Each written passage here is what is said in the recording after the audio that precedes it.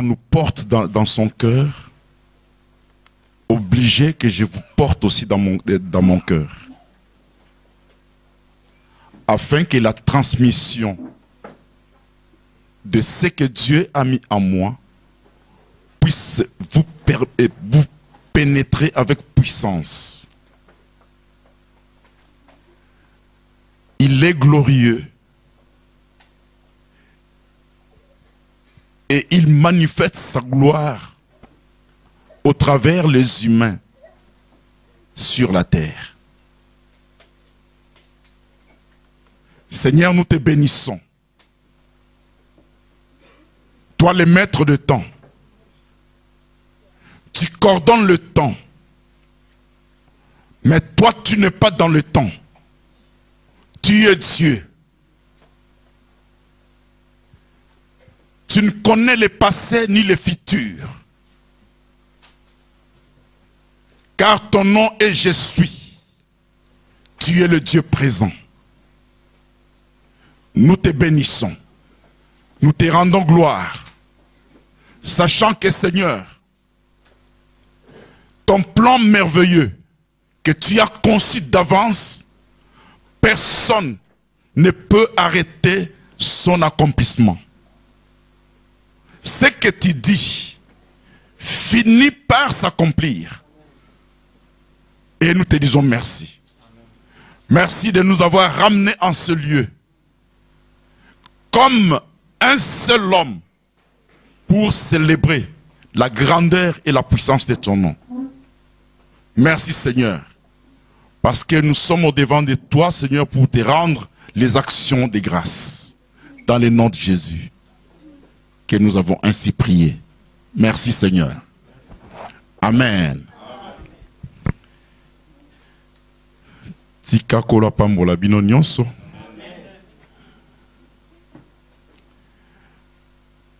Kolo apesi biso makasi tosangana esika oyo totondi. Je voudrais parler de l'accomplissement avec fidélité le plan merveilleux de Dieu Tout-Puissant.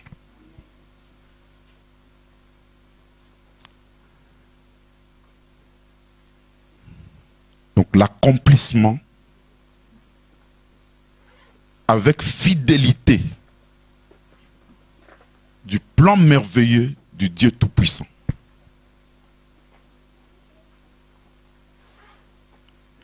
Le Dieu créateur avait prévu d'avance un plan que nous disons le plan merveilleux, le plan de racheter l'homme.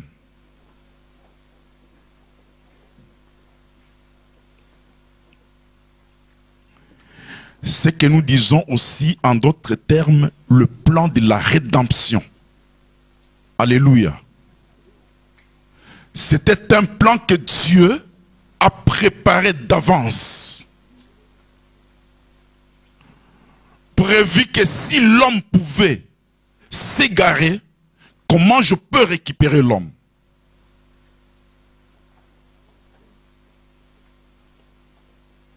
Et le Seigneur est merveilleux.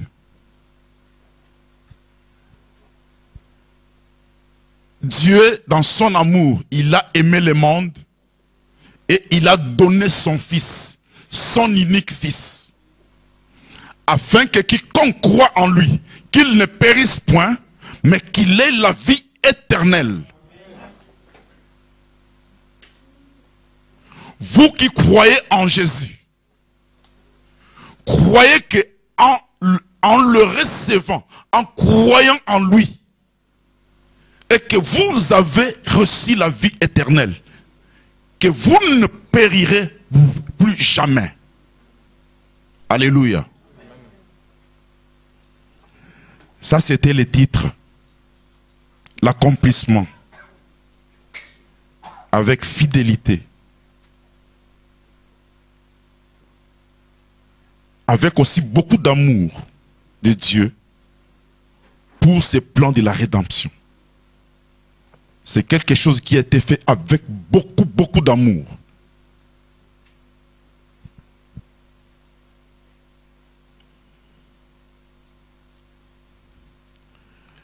J'aime beaucoup ce prophète Ésaïe. Il a parlé de beaucoup de choses. Il nous a parlé comment Jésus devait naître et de quelle famille il devait sortir. Comment on pouvait vraiment les considérer parmi les hommes. Et comment Jésus allait se sacrifier. Ésaïe a parlé de tout ça. Quand vous lisez le livre d'Ésaïe, vous verrez qu'il a dit beaucoup de choses.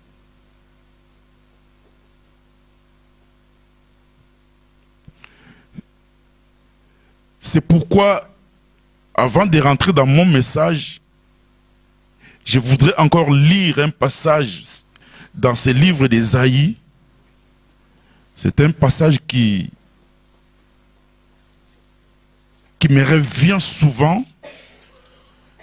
Et quand je rentre dans le profondeur, comprendre cette parole, ce qui a été dit, j'ai béni, donc dans mon âme, dans tout mon intérieur, je loue Dieu de ce qu'il a fait. Quand je lis Ésaïe 53, qui a cru à ce qui nous a été annoncé?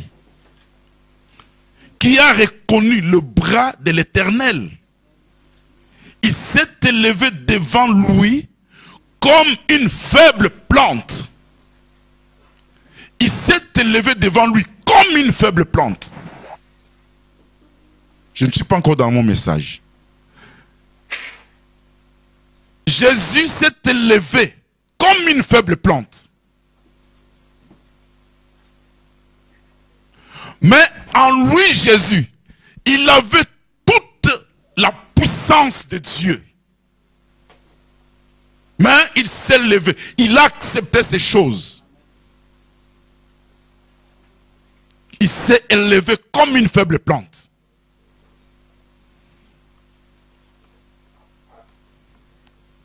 Comme un rejeton qui sort d'une terre desséchée. Il n'avait ni beauté, ni éclat pour attirer nos regards. Ésaïe annonçait ça. Il a prophétisé.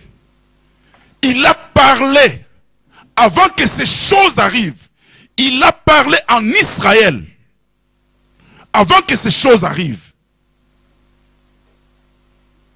Il n'avait ni beauté ni éclat pour attirer nos regards. Qu'est-ce qu'Israël attendait? Israël attendait un sauveur. Israël attendait un Messie. Israël pensait que le Messie devrait naître dans une famille royale. Mais oui, Jésus aussi est né dans une famille royale. Mais ils l'ont oublié. Alléluia. Il y avait des gens qui, par révélation, ils savaient que Jésus est réellement le fils de David. Et beaucoup étaient aveuglés. C'est pourquoi la Bible dit, il n'avait ni beauté ni éclat pour attirer les regards.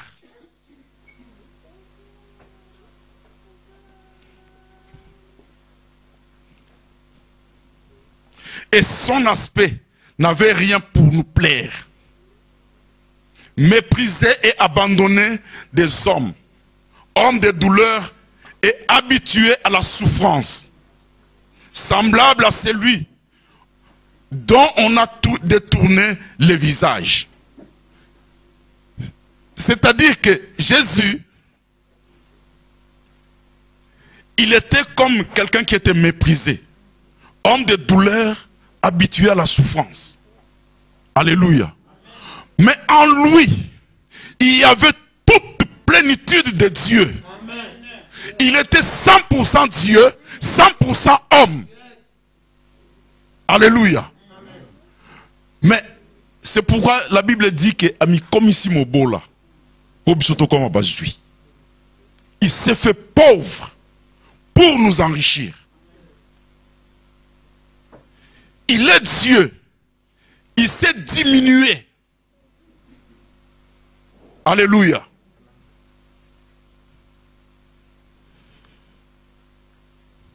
Nous l'avons dédaigné. Nous n'avons fait de lui aucun cas. C'est pourquoi en Israël, Jésus était rejeté complètement. C'est pourquoi ils n'ont pas eu la foi en Jésus-Christ. Alléluia. Cela nous a favorisé aussi, nous les gentils, comme la Bible nous appelle. Alléluia. C'est à cause de ça que nous, aujourd'hui, nous avons obtenu faveur. Cependant, ce sont nos souffrances qu'il a portées. C'est de nos douleurs qu'il s'est chargé. Et nous l'avons considéré comme puni, frappé de Dieu et humilié. Alléluia. Voilà comment les gens regardaient Jésus. Mais il l'a fait pour nous. C'est pourquoi dans Ésaïe 40, il dit vos combats sont finis et il a pris nos châtiments et il nous a donné sa paix. Alléluia. Il est venu avec sa grâce. Il nous a donné sa grâce. Ça, c'est ce que Jésus a fait. C'est pourquoi j'aime beaucoup ces livres d'Ésaïe. Mais nous allons lire dans notre message que j'ai intitulé, j'ai intitulé le plan de la rédemption s'accomplit fidèlement. Donc s'accomplit avec fidélité. Alléluia. Donc nous sommes dans Ésaïe 25. Nous allons lire le premier verset.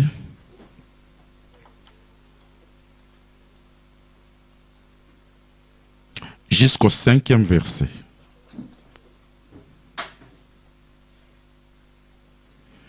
Nous allons voir le 6e verset après.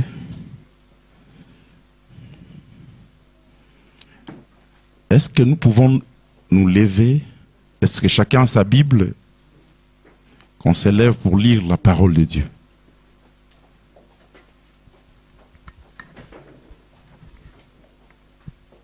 Nous sommes venus rendre les actions de grâce à notre Dieu. Ésaïe 25. Je lis au nom de Jésus. Amen. Ô Éternel, tu es mon Dieu. Je t'exalterai, je célébrerai ton nom, car tu as fait des choses merveilleuses. Tes desseins conçus à l'avance se sont fidèlement accomplis, car tu as réduit la ville en un monceau de pierre, la cité forte en un tas de ruines. La forteresse de barbares est détruite. Jamais elle ne sera rebâtie. Amen. C'est pourquoi le peuple puissant te glorifie. Les villes de nations puissantes te craignent. Tu as été un refuge pour les faibles, un refuge pour les malheureux dans la détresse, un abri contre la tempête, un ombrage contre la chaleur, car le souffle des tyrans est comme l'ouragan qui frappe une muraille. Comme tu domptes la chaleur, une terre brûlante, tu as dompté les tumultes de barbares. Comme la chaleur est étouffée par l'ombre d'un nuage, ainsi ont été étouffés les chants de triomphe de tyrans. Amen. Acclamons pour la parole de Dieu. Alléluia.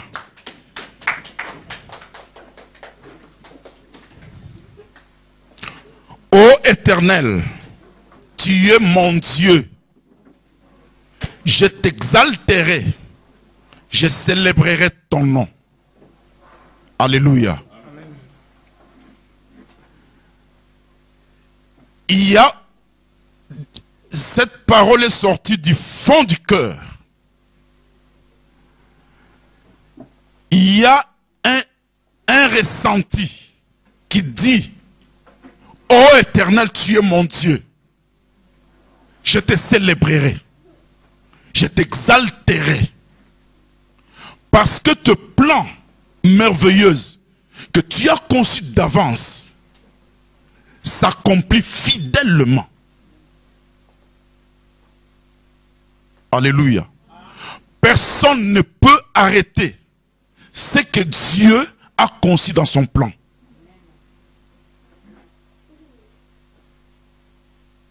Dieu créa l'homme.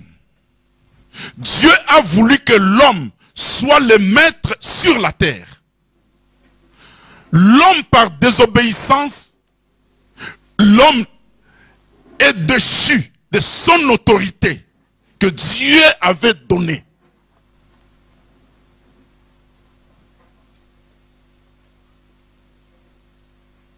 C'est pourquoi l'homme s'est fait esclave. C'est pourquoi la Bible nous dit que le monde entier est sous l'emprise du malin. Dans les épîtres de Jean. Mais nous, nous sommes des dieux. Nous appartenons à Dieu. Alléluia. La terre, le ciel subsistent encore. Satan et les démons subsistent encore. Mais pour Dieu, il n'existe plus.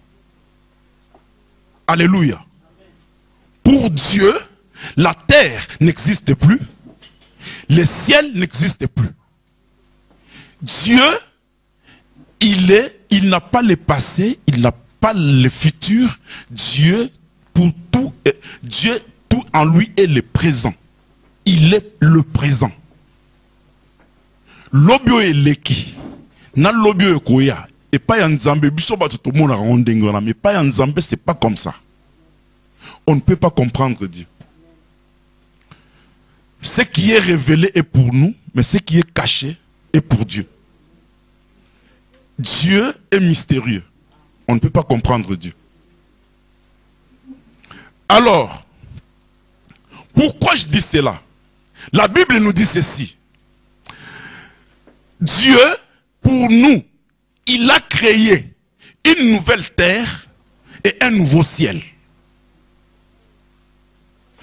Parce que la terre et le ciel ici que nous voyons, tout a été déjà souillé par le diable. Il a tout souillé. Et il y a déjà quelque chose, il y a déjà le sentence qui a été déjà arrêté, que le monde sera roulé comme un tapis et jeté dans le feu. Le ciel sera tiré comme un rideau, jeté dans le feu.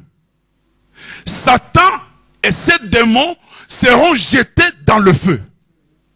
Et tous ceux qui s'attachent à la terre et ceux qui s'attachent à Satan, tout homme qui s'attache à ces choses, lui aussi ira dans le feu. C'est pourquoi je vous dis que le ciel et la terre est déjà passé. Pour Dieu, ça n'existe plus. Il nous a créé une nouvelle terre et un nouveau ciel. Ça, c'est notre abri. Ça, c'est notre abri. Et si kabisoto bomba maka. Et si kato bate la maka.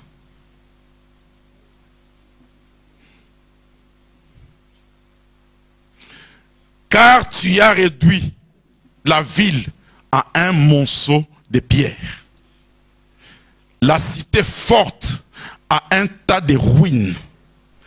La forteresse des barbares est détruite, jamais elle ne sera rebâtie.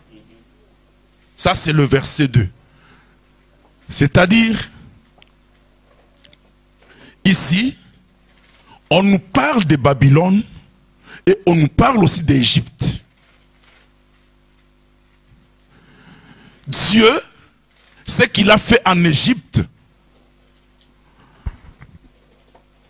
il a fait, donc il devait faire sortir son peuple de l'esclavage pour ramener son peuple dans la terre promise. Alléluia. Et nous aussi, Église, aujourd'hui,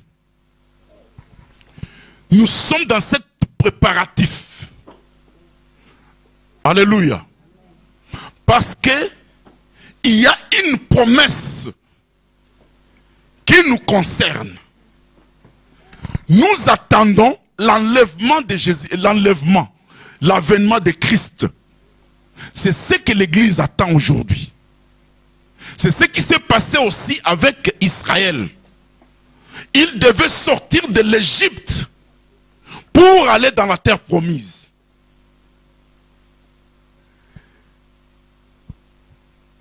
Quand ils sont partis, quand ils sont sortis de l'Égypte, et avant de sortir, la Bible nous dit qu'il y a eu 10 fléaux qui se sont abattus contre les Égyptiens. 10 fléaux. Quand Pharaon a laissé partir Israël, et Israël est arrivé jusque devant la mer Rouge, et il ne savait quoi faire, comment passer. Et Dieu a dit à Moïse, lui qui commençait à se plaindre, et Dieu lui a demandé, qu'est-ce que tu as dans ta main? Et Moïse a dit, j'ai un bâton. Il lui dit, frappe. Moïse a frappé. L'eau s'est ouverte. La Bible dit que Israël est passé à pied sec.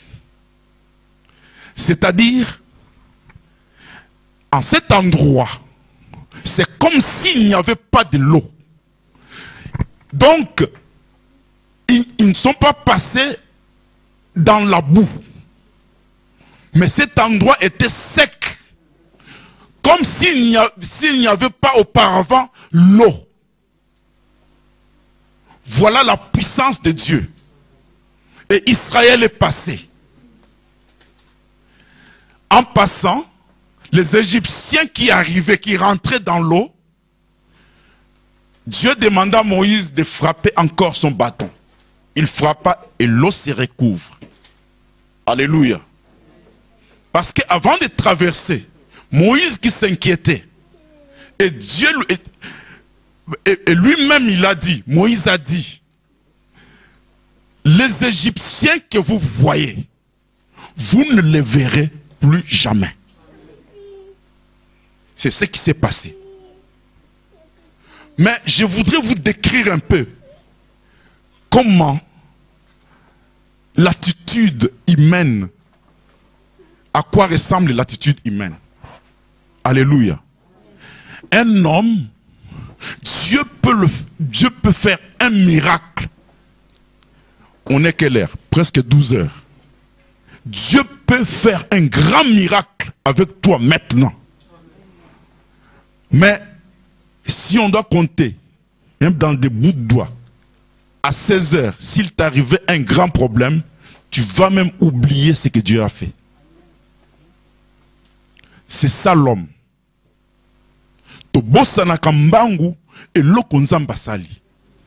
Dieu fait ces choses, c'est pour nous signaler que moi, Dieu, je suis à tes côtés. Afin que s'il t'arrivait encore une autre situation, tu dois te te confier à moi et tu verras ma main. Alléluia. Mais nous, hommes, nous oublions facilement.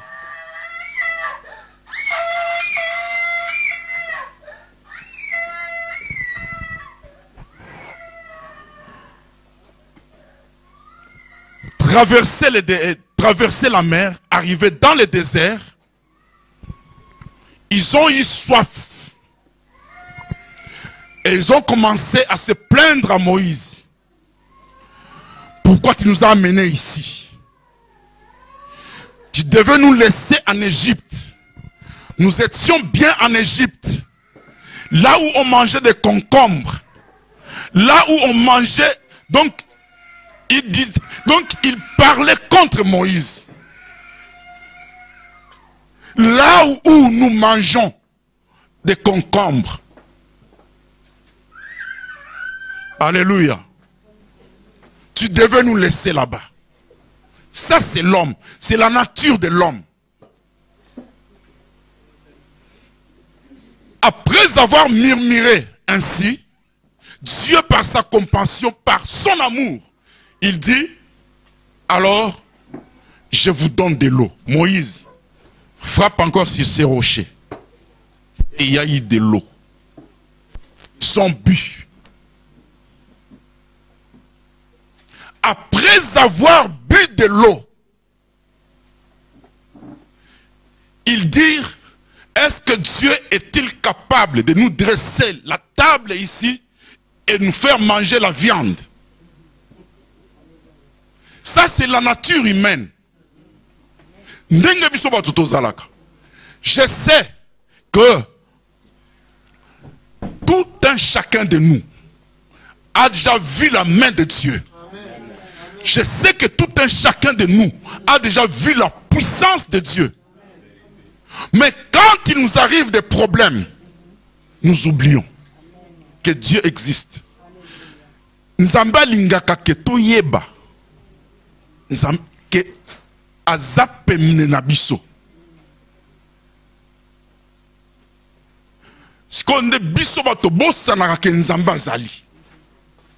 Dieu ne veut pas que nous oublions son existence.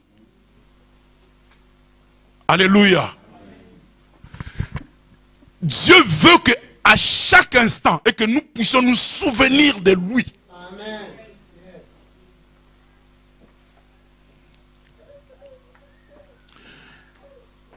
Amen. Pour Babylone, je suis toujours au verset 2. Pour Babylone, la Bible nous dit ceci. Israël était dans l'esclavage. Comme c'était prédit, 70 ans de l'esclavage. Alléluia. Mais la Bible nous dit, dans Jérémie 50, Jérémie 50 nous dit ceci. Non, je dois lire ce passage, c'est très important. Jérémie 50.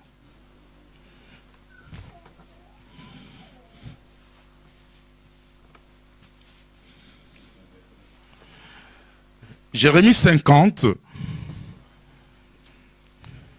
Je prends d'abord le verset 4.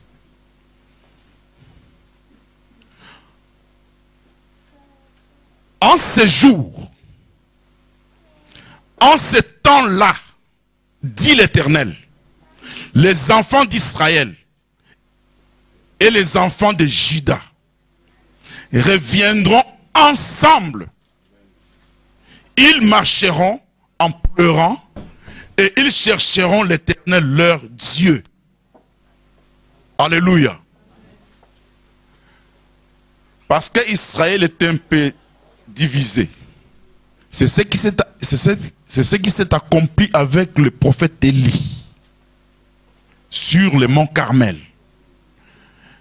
Avant que le feu descende, il a dû d'abord réunir 12 pierres qui symbolisent les 12 tribus d'Israël.